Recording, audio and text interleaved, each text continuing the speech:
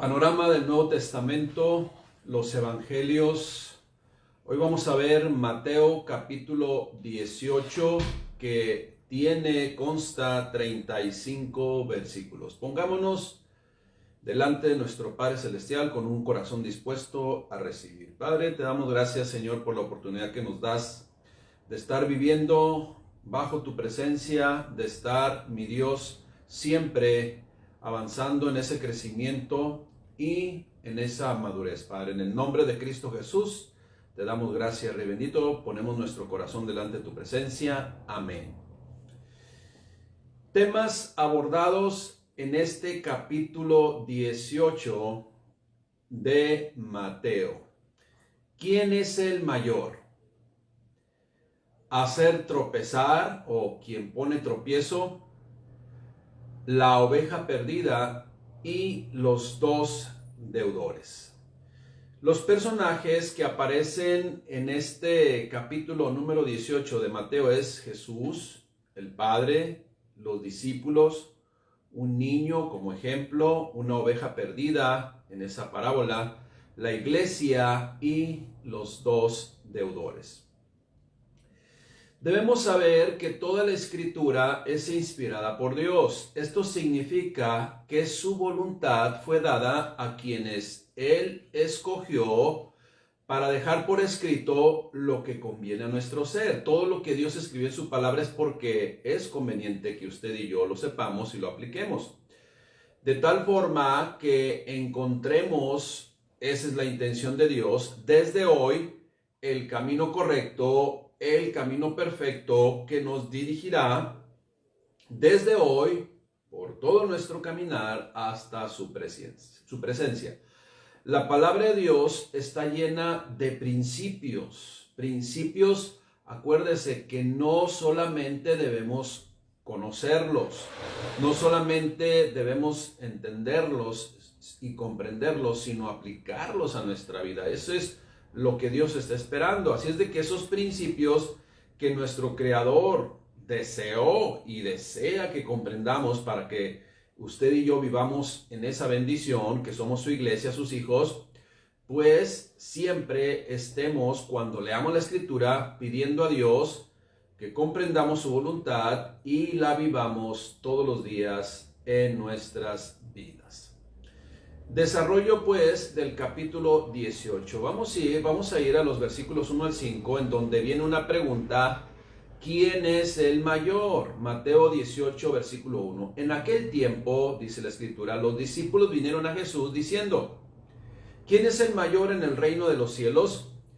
Y llamando Jesús a un niño, lo puso en medio de ellos y dijo: de cierto os digo que si no se vuelven y se hacen como niños en esa inocencia, la maldad, no entraréis en el reino de los cielos. Así que cualquiera que se humille como este niño, ese es el mayor en el reino de los cielos. Y cualquiera también que recibe en mi nombre a un niño como este, a mí me recibe. Precisamente, cuando el Señor Jesucristo pone de ejemplo a los niños, habla de esa pureza de corazón, habla de esa inocencia en el corazón y que de una u otra forma ellos están fuera de egoísmo, de soberbia, y que pues sí, yo sé que después, más adelante ya empiezan a tener pues esa herencia que reciben, y por eso dice la Escritura, ¿no? La necedad está ligada al corazón del muchacho, mas la vara de la corrección lo alejará de esa necedad. Entonces los niños empiezan ya a crecer y precisamente a manifestar esa necedad, pero al niño que se supuestamente tomó y puso como ejemplo fue un niño inocente, un niño que aún no había despertado precisamente a esa maldad. Ahora bien, las malas intenciones siempre lo echan a perder todo. Hay malas intenciones en el ser humano ya precisamente con esa malicia. Aunque lo quieren disfrazar todo o lo queremos disfrazar de buenos actos, Dios siempre mirará el corazón. Nunca perdamos de vista eso. Ahora bien, le pongo este ejemplo. Podemos ver dos personas, ¿sí? Y esas dos personas realizan los mismos actos. los mismos procedimientos y buscan lograr exactamente lo mismo. Sin embargo, uno buscará tener beneficios personales cuando dice el Señor Jesucristo también en donde su Dios es su vientre, y en algún momento sacar ventaja y después pues cobrar esos favores, por llamarle así, o esos servicios. Sin embargo, por otro lado, la otra persona pues lo hace con un corazón sin esperar nada a cambio. Y ahí es donde viene pues la malicia o el buscar algo con un interés y la inocencia de un niño. Por eso precisamente pone el ejemplo de un niño, porque ellos lo hacen todo de corazón, sin esperar nada a cambio, con una naturaleza, con una inocencia natural. Pues eso es lo que yo le quiero dar a comprender en la enseñanza de nuestro Señor Jesucristo. Si no son como un niño, ¿verdad? No son como un niño, no entrarás en el reino de los cielos. Como en el caso que es muy común en nuestros días, personas jóvenes también que se acercan a adultos mayores que están realmente esperando que fallezcan, pero antes de haber logrado que les dejaran un beneficio pues monetario. ¿Cuántos de nosotros no hemos escuchado historias, ¿no? Que a los familiares están en desacuerdo con la persona porque ya se encariñó con vamos a ser el varón ya de 80 años que estaba enfermo y se le estaba atendiendo, pero de repente llega una enfermera joven, se lo gana y esto y aquello, usted sabe la historia, ¿no?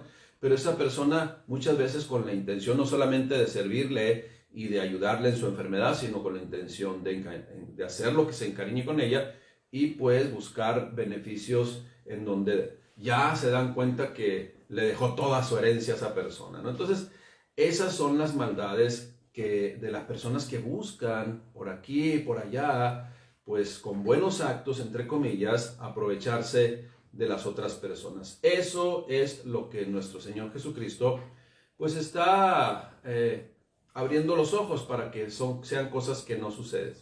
Obviamente esas personas tienen la vista en los bienes materiales, ¿no? Ahora bien, para Dios lo más importante es que nosotros como iglesia accionemos de forma honesta, transparente, sin malicia, así como es el corazón de un niño, y hacer todo lo que hacemos como iglesia, un servicio totalmente altruista, sin esperar nada a cambio. Si usted lleva a los caminos del Señor una persona, pues jamás, ¿verdad?, tiene otros intereses sino solamente cambiar el destino de esa persona, de esa familia, sin ninguna otra intención.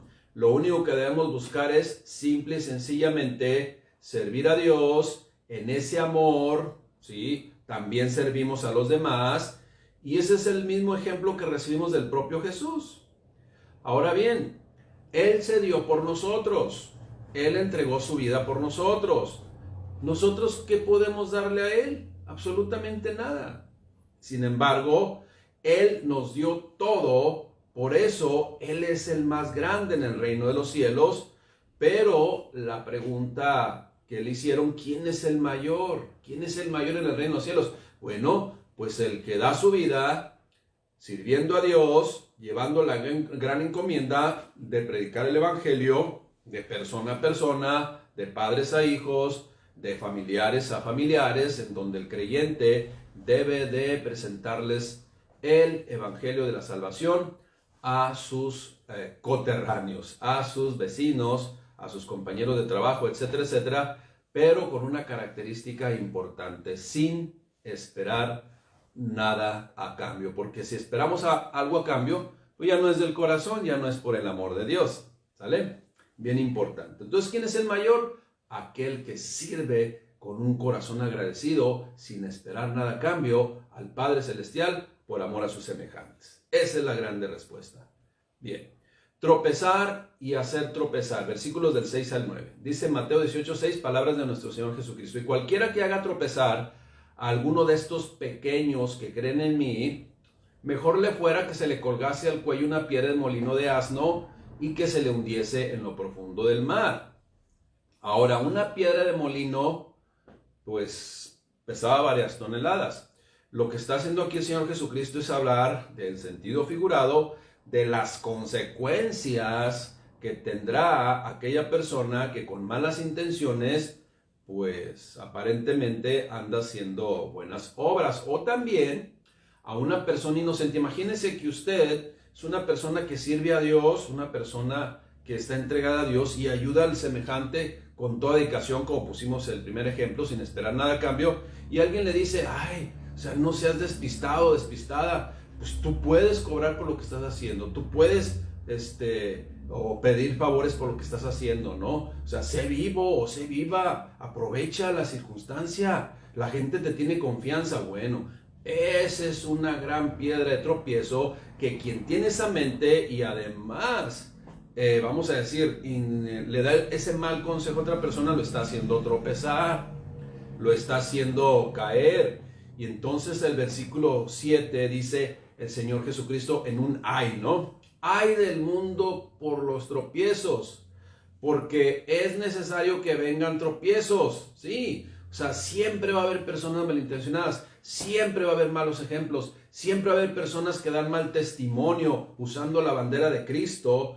Pero ay de aquel hombre porque él viene el tropiezo. Otra vez, acuérdense de la piedra de molino, ¿no? Por tanto, dice, si de repente tú empiezas a sentir situaciones o a la luz de la palabra empiezas a descubrir situaciones que no son conforme a la voluntad de Dios, dice el versículo 8. Por tanto, si tu mano o tu pie te es ocasión de caer, córtalo y échalo delante de ti. Mejor te es entrar en la vida cojo o manco que teniendo 2 manos o 2 pies y ser echado en el fuego eterno. Versículo 9, enfatiza ahora con otro ejemplo. Y si tu ojo te es ocasión de caer, sácalo y échalo de ti. Mejor te es entrar con un solo ojo en la vida eterna, pues, en la presencia de Dios, que teniendo 2 ojos y ser echado en el infierno de fuego.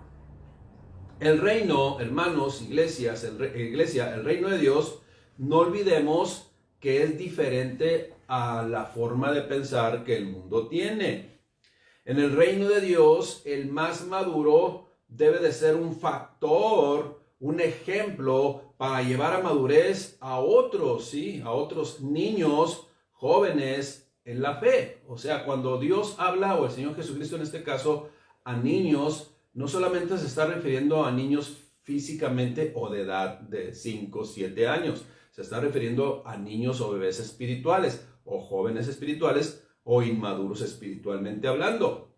Jamás se debe tomar a la ligera o superficialmente la educación y protección espiritual de los niños en edad y de los niños en la fe, ¿sí? Siempre acuérdense que los adultos, los ancianos, los que tenemos más tiempo en la palabra de Dios, debemos enseñar a los que van comenzando, pero con el buen ejemplo, con la doctrina verdadera y genuina y fiel a lo que el Señor Jesucristo estableció, en este caso, en el capítulo 18 de Mateo, y el Señor Dios en toda la Escritura. Ahora bien, el Señor Jesucristo reconoce, es imposible que vengan tropiezos, pero hay de aquel por quien viene el tropiezo, o sea, serias consecuencias de parte de Dios se vivirán.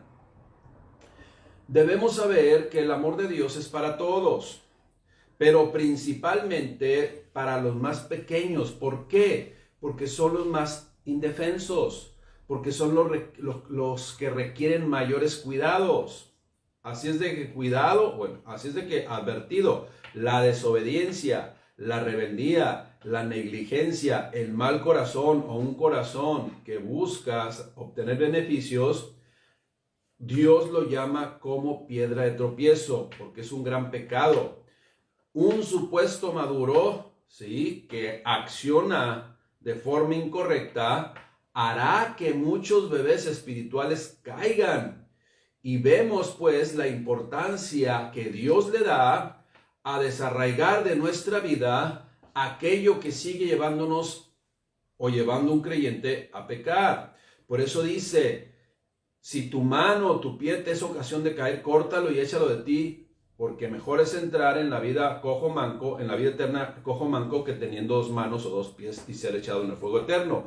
Y si tu ojo te es ocasión de caer, sácalo también, dice, y échalo de ti, porque te es mejor entrar con un solo ojo en la vida que teniendo 2 ojos y ser echado en el fuego del infierno. Ahora, está hablando literalmente, por favor, no lo está haciendo literalmente. Lo que está haciendo el Señor Jesucristo es enfatizar lo serio que debemos considerar el que no maduremos en ciertas áreas de nuestra vida y que tenemos que apartarnos del pecado.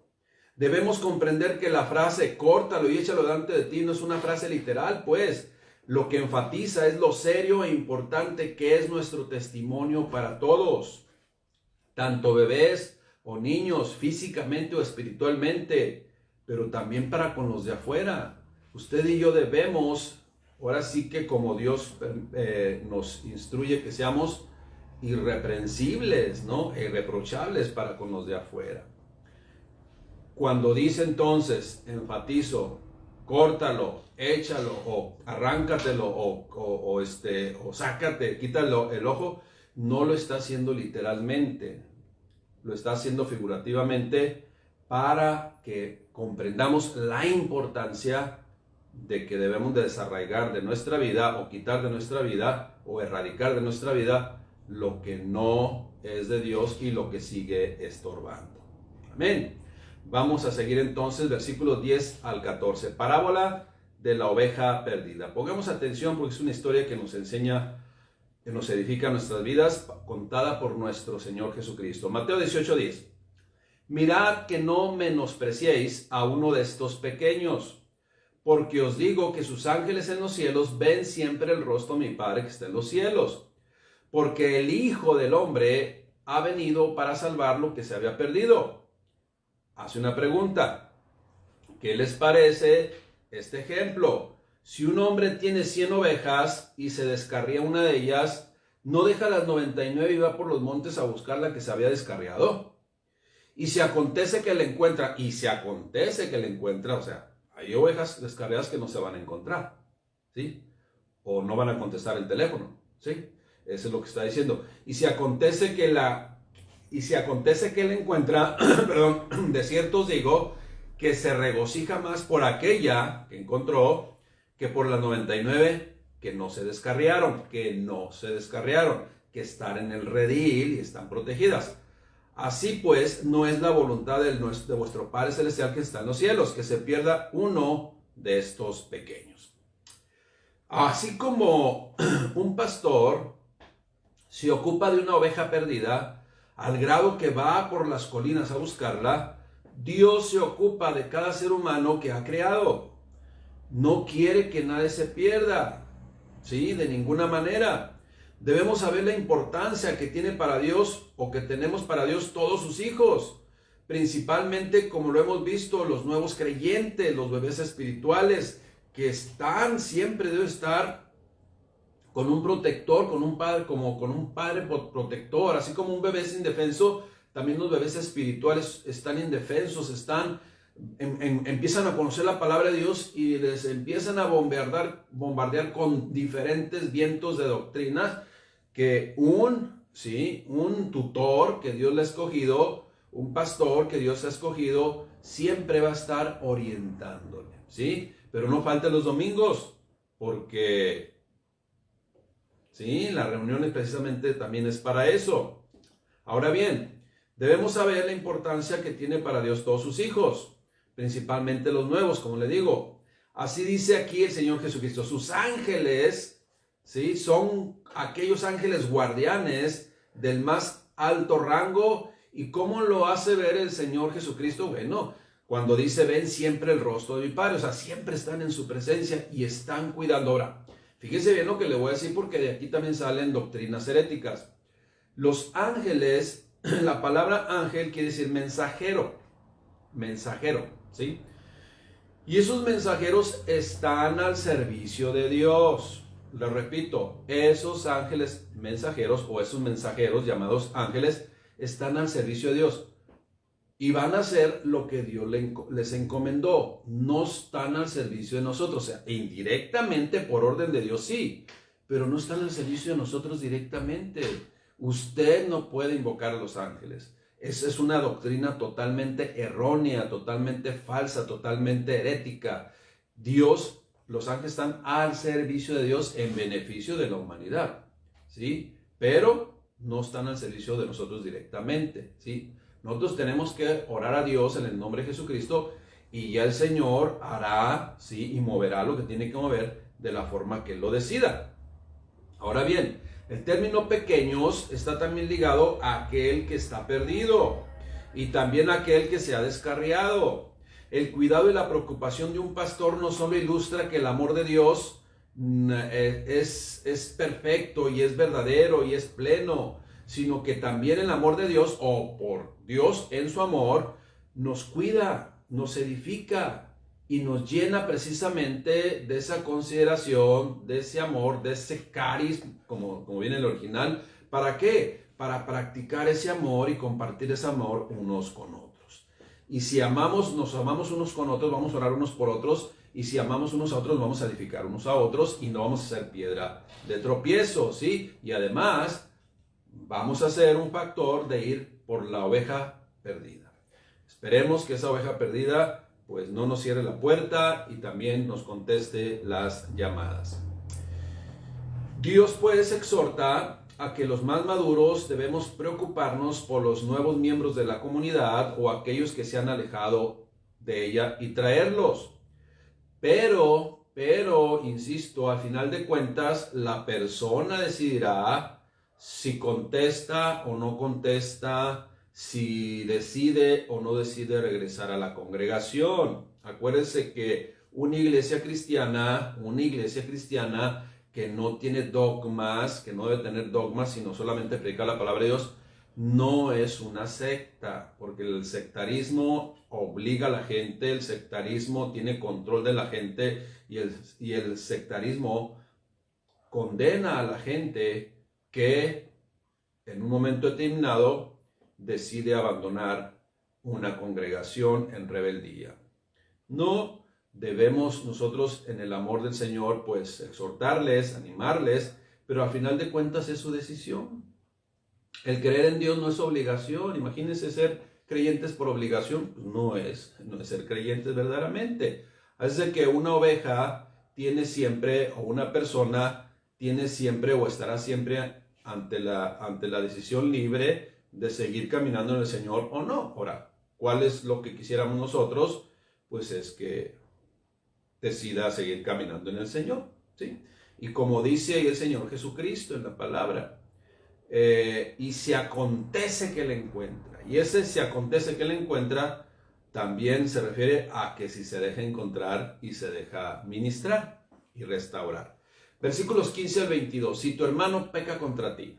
Mateo 18:15. Por tanto, si tu hermano peca contra ti, ve y repréndele estando tú y él solos. Esto que vamos a leer aquí son los pasos, son los procedimientos que se tienen que llevar a cabo bíblicamente establecidos por el Señor Jesucristo, como estamos viendo, para ir a hablar con una persona pues que está haciendo ahí dando mal testimonio.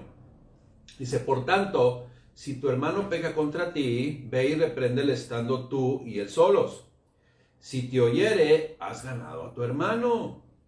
Mas si no te oyere, pues toma aún contigo a uno o dos, para que en boca de 2 o 3 testigos conste toda palabra. Y vayan, hermano, te exhortamos así. No, pues, si no los oyere a ellos, entonces dilo a la iglesia. Entonces se tiene que decir a la iglesia para, sí, protección de la iglesia, para salvaguardar la iglesia.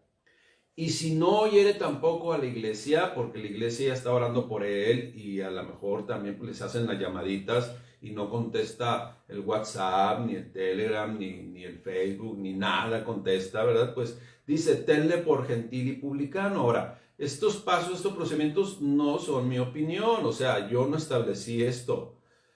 Esto se debe hacer y es lo que yo estoy enseñando y es lo que se tiene que hacer porque nuestro Señor Jesucristo lo estableció. Cuando dije no es mi opinión, no lo establecí yo, lo estableció el Señor Jesucristo. Y luego dice lo siguiente, escuche bien, porque hay que ver el contexto.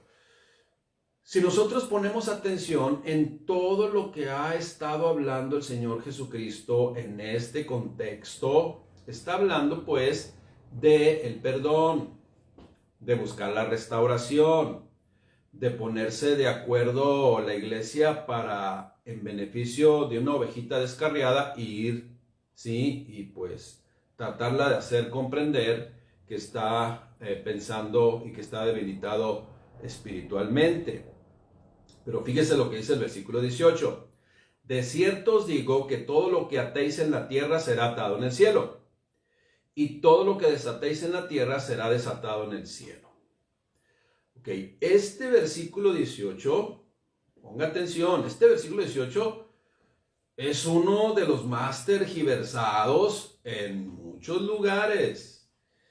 Y ponga atención lo que le voy a decir, para que usted y yo enseñemos, bueno, recibamos la enseñanza y enseñemos lo que el Señor Jesucristo verdaderamente está diciendo y no lo que la opinión de un ser humano que ha tergiversado todo y que están mal utilizando este pasaje bíblico o este versículo bíblico. Otra vez, de cierto os digo que todo lo que atéis en la tierra será atado en el cielo, y todo lo que desatéis en la tierra será desatado en el cielo. Ahora, pregunto, y luego voy a continuar con la otra frase también que ha sido muy mal aplicada. Para explicar esto, les haré dos preguntas. Primero, Jesús en este pasaje bíblico, o este versículo 18, está enseñando acerca de atar al diablo o atar a sus demonios, porque en muchos lugares enseñan esto. Vuelvo a preguntar, ¿Jesús en este pasaje está enseñando acerca de atar al diablo a sus demonios?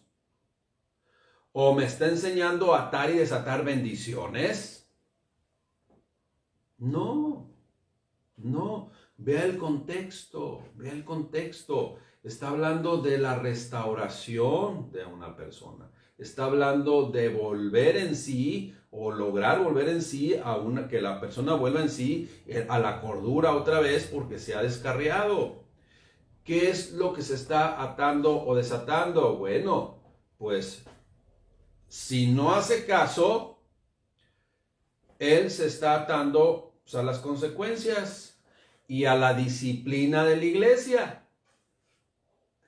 Y si reconsidera, pues vuelve a los caminos del Señor y deja su mal accionar y su rebeldía, pues entonces se le está desatando de las consecuencias o de la disciplina que se le tiene que aplicar. ¿Sí me está explicando? Eso es lo que dice, eso es lo que aplica en el contexto. Acuérdense que una regla de la hermenéutica es que ver el contexto y no sacar versículos fuera del contexto. Usted ponga atención y vuelva a leer lo que está arriba, lo que está abajo. Está hablando de restauración, está hablando de disciplina, está hablando de corregir, está hablando de accionar correctamente, ¿sí? No está hablando de desatar o atar a los demonios o desatar o atar bendiciones. No. ¿Okay? Este versículo, pues, ahora el que sigue, porque, bueno, sigue diciendo, otra vez os digo, que si dos de vosotros se pusieren de acuerdo en la tierra acerca de cualquier cosa que pidieren, les será hecho por mi Padre que está en los cielos. Porque donde están dos o tres congregados en mi nombre, allí estoy yo en medio de ellos. Este versículo, otra vez, otra pregunta. Este versículo se deberá entender que basta con ponerme de acuerdo con alguien en la tierra y pedir cualquier cosa a Dios y Él tendrá la obligación de responderme como yo pido. Definitivamente tampoco es así. Estas interpretaciones heréticas, pues, acontecen cuando no se estudia seriamente la palabra de Dios. Y hay personas que usted le va a decir, es que no es así como tú piensas, y la persona se va a cerrar, se va a enojar, y a lo mejor hasta le dice, aléjate de mí, Satanás, ¿verdad? Porque te ato. No, bueno, eso no es, así no se aplica. Pero muchas veces sí nos da indignación y a veces nos da risa por la necedad de la gente. Oiga, no quieren aprender. Es que así me enseñaron. Bueno, tiene que desarraigarse de esas enseñanzas y aplicar la enseñanza que Dios nos da a través de su palabra en la interpretación correcta y en la aplicación correcta. Otra vez, le digo, debemos estudiar seriamente la Escritura. ¿Sí? Debemos estudiar seriamente la Escritura y hacer las aplicaciones correctas, exactamente. Algunos utilizan estos versículos solamente para manipular. Qué triste que en congregaciones hablen más del demonio que de Dios. Y entonces atan y desatan a los demonios. Y aquí toman como ejemplo esto que el Señor Jesucristo está diciendo. Entonces, ahora, ¿qué cree que va a suceder en una congregación en donde hablan más del demonio que de Dios? Pues todos van a estar confundidos ahí, al rato, pues haciendo dándole rienda suelta a sus emociones, ¿no? Y ahí están atando y desatando, ¿no? Bueno, acuérdense, una regla elemental que siempre se debe observar es que debemos ver el contexto de todo lo que estamos leyendo. Si volvemos a leer usted y yo y ponemos atención a lo que Dios nos quiere revelar por medio de su Espíritu Santo y le preguntamos, Señor, ¿qué quiere decir esto? El Señor te está diciendo, ve qué tema se está tratando. ¿Sí? Ahora, mediten en eso. O sea, usted lea todo el capítulo 18 y vea el tema que se está tratando, puros conflictos entre la iglesia. ¿Quién es el mayor? Bueno, el Señor Jesucristo dice quién es el mayor. Si tu hermano peca contra ti, está pasando pasando por un ejemplo de rebelión, ¿sí? Y luego, ¿cuál es la disciplina que debe de aplicarse en la iglesia si una persona decide, ¿sí?, seguir pecando o peca contra ti o te ofende a un hermano, a otro hermano le ofende? Bueno, pues dice, primero dile tú a él de manera personal. Si no te escuchara y sigue en su rebelión y no entra en razón, llama a 2 de los maduros, ¿verdad?, para que vayan y le exhorten. Si no quiere, dile a la iglesia y le van a aplicar la disciplina, pues. Van a tenerlo por gentil y publicano. Pero y ese es, o sea, en manera simbólica lo van a atar con esa disciplina, le van a aplicar la disciplina y va a estar atado con la disciplina. Pero si reconsidera, pues entonces se desata de la disciplina, o sea, no se le aplica la disciplina, sentido figurado, ¿verdad? Eso es lo que nos está diciendo. Bien, acuérdese, debemos de ver el contexto. ¿Y qué tema se está tratando? Pues el tema es el conflicto entre hermanos y la disciplina. Así de sencillito. Una vez más, usted obsérvelo, pues, si no me cree. El conflicto entre hermanos y la disciplina. Está hablando del pecado y la desobediencia de unos que hacen tropezar a otros. Y el Señor Jesucristo toma el tema de cómo hablar con el pecador rebelde. Primero confróntalo de forma personal o exhórtalo de forma personal. Si no corrige, ponte de acuerdo con otros para que vayan y lo exhorten, ¿sí? Y si no, pues dilo a la iglesia. Y si corrige, quedará desatado de su pecado o su actitud y de la disciplina. Esto es liberado y no seguirá atado a su rebelión. Esto es, hermanos, los maduros le aplicarán la disciplina. Y la disciplina que actúa como atadura, pues lo va a tener ahí, ¿sí?, hasta que recapacite. Y si recapacita, pues entonces quedará desatado de esa disciplina, se ha liberado de esa disciplina. El Señor Jesucristo hace énfasis, pues, en el contexto de estas frases tan conflictivas y que se hacen interpretaciones incorrectas. Dios no quiere que se hagan tropezar unos a otros. Y si esto ocurre, deben arreglarlo exhortándole. Si el ofensor no rectifica, disciplínele. Átenle a la disciplina de la iglesia. Una vez más, lo repito. Y si reconsidera, enmienda su error, se le debe perdonar. Siempre y cuando hay un arrepentimiento y en ese sentido quedará desatado o liberado de la disciplina aplicada. Y algunos dirán, pues no, a mí me enseñaron diferente. La respuesta es clara, le enseñaron mal, así de sencillo, le enseñaron totalmente equivocado. Y ahora está usted ante un dilema, decidir aceptar la enseñanza correcta de Dios que está en su palabra y que el Señor Jesucristo está dando, o seguir con lo que enseñaron. Cada uno decidirá si obedece a Dios o obedece a lo que le enseñó un hombre. Ahora, fíjese, si seguimos leyendo, reitero otra vez, si seguimos leyendo, el tema que sigue ocurriendo es las ofensas y el ofendido.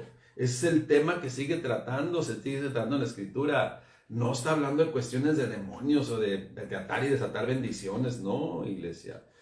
Mateo 18:21. Entonces se le acercó Pedro y le dijo, Señor, ¿cuántas veces perdonaré a mi hermano que peque contra mí? ¿Hasta 7? Jesús le dijo, no te digo hasta 7, sino aún hasta 70 veces 7. Ahora bien, hay que sacar la multiplicación de 70 por 7 para saber cuántas veces debemos perdonar a nuestro hermano. O de otra forma, hay que elevar 70 o 7 a la 70 potencia para saber cuántas veces debo de perdonar a mi hermano. No va por ahí. Esta respuesta que dice el Señor Jesucristo, no te digo hasta 7, sino hasta 70 veces 7, lo que significa simple y sencillamente es que a quien nos ofende debemos perdonarlo. ¿Cuántas veces? Siempre. Siempre. Eso es lo que está diciendo el Señor Jesucristo. O sea, en otras palabras, siempre debes perdonarlo. ¿Por qué? Para salud de nuestro corazón. Por salud espiritual de nuestra vida. Si usted no perdona y no aplica esto que el Señor Jesucristo dice que siempre le debes perdonar, pues va a vivir enfermo. Va a vivir con amargura. Va a vivir con resentimientos. Y la persona que pecó contra usted a lo mejor ni se da cuenta. O él, como es una persona carnal, una persona que ni siquiera es nacida de nuevo, él va a andar ahí como si nada. Y usted con la amargura en su corazón y trayéndole muchas consecuencias. Entonces, ¿cuántas veces debe perdonar a alguien que le ofende? Siempre, siempre. Porque el perdón no le restaura a él, el perdón nos restaura a nosotros. ¿Ok? Entonces sigue hablando de las ofensas, hermanos. No está hablando de cuestiones de acá, de los demonios ni nada. Se está hablando de las ofensas. Por último, viene esa enseñanza del Señor Jesucristo acerca de los dos deudores. Los dos deudores. Cuando leemos este comentario o estas palabras que quedaron por escrito en Mateo 18, 23 al 35 de nuestro Señor Jesucristo, una vez más, nos está hablando del perdón, de la restauración entre las relaciones, de liberar de las cargas propias, ¿sí? Propias porque hay que perdonar y otorgar el perdón, ¿sí? Vamos a leerlo, Mateo 18, 23. Por lo cual, o sea, cuando dice por lo cual, entonces... O sea, siguiendo con la misma enseñanza del conflicto entre hermanos, del conflicto y de las situaciones que ocasionan aquellos supuestamente maduros que hacen tropezar a los más pequeños, bueno, sigue diciendo, por lo cual el reino de los cielos es semejante a un rey que quiso hacer cuentas con sus siervos y comenzando a hacer cuentas le fue presentado uno que le debía 10,000 talentos. A este, como no pudo pagar, y si quieres subrayar ahí, 10,000 talentos, 10,000 talentos. A este, como no pudo pagar los 10,000 talentos, ¿cuántos serán 10,000 talentos? Ahorita se lo voy a decir. Como no pudo pagar, o sea, era una deuda impagable, ordenó a su señor venderle a su mujer e hijos y todo lo que tenía para que se le pagase la deuda. Entonces aquel siervo postrado le suplicaba diciendo, Señor, ten paciencia conmigo y te lo pagaré todo. Usando y aclarando ese versículo conflictivo que tiene muchas falsas interpretaciones, prácticamente está diciendo, Señor, libérame de esa condena, desátame de esa condena, líbrame de esa condena, ¿ok?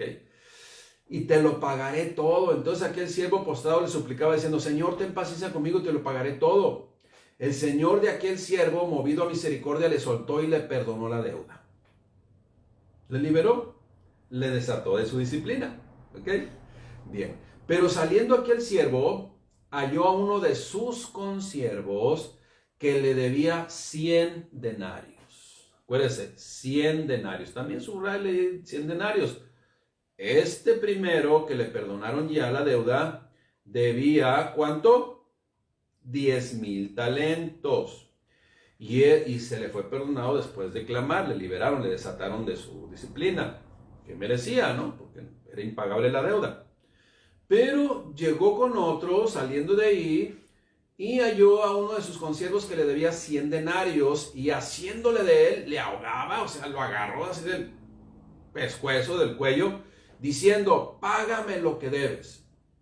Entonces su consiervo, postrándose a sus pies, le rogaba diciendo, ten paciencia conmigo y yo te lo pagaré todo. O sea, otra vez para hacer énfasis en la enseñanza de atar y desatar. Desátame de esta disciplina que me quieres poner, por favor.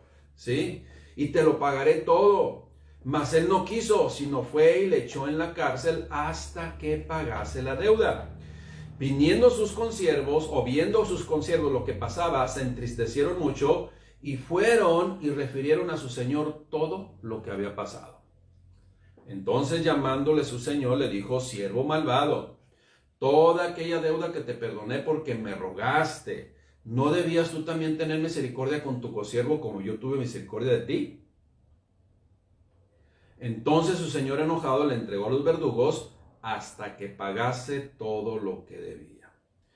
Y viene una enseñanza del Señor Jesucristo, porque todo es entre el perdón de Dios y nuestro arrepentimiento y dando a conocer que tenemos una deuda y teníamos una deuda impagable con el Señor. Así es de que si Dios nos perdonó, nosotros también debemos perdonar.